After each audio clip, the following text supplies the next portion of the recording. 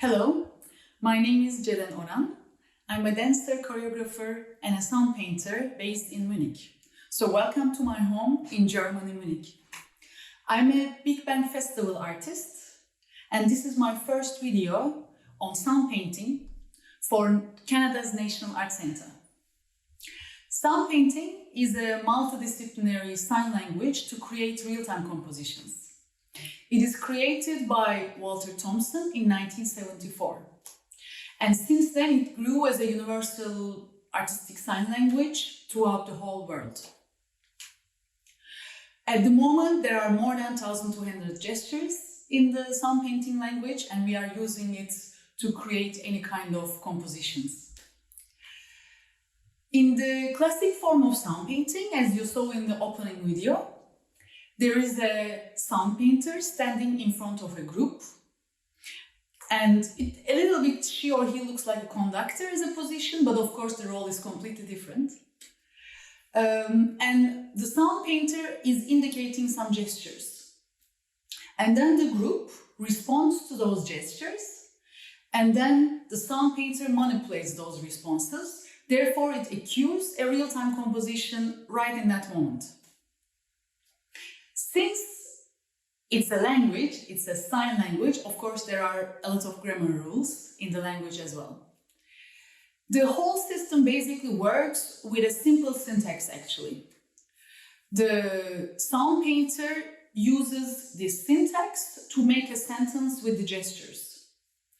The signs of the sound painter goes with the order of who, what, how, and when. One more time. Who, what, how, and when. So if I, for example, now give you an example, a very simple example of a sound painting sentence from a sound painter, it would be who, whole group, that's the gesture for whole group. What, a long tone, that's the gesture for a long tone. How, middle volume, this is the volume fader. And when, play.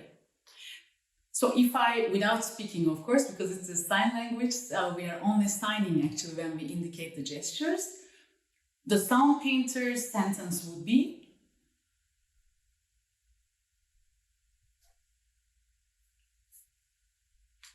the moment that I indicate the play gesture, the group responds to me with the long tone response.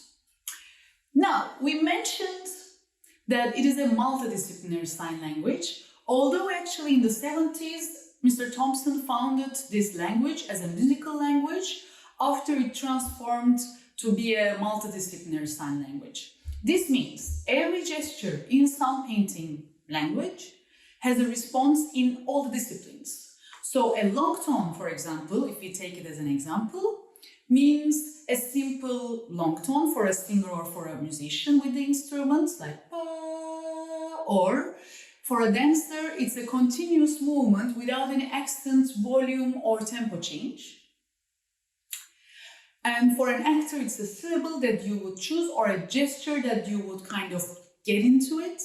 And then for a visual artist, it would be, for example, drawing a line or reflecting an image if you are working with digital images.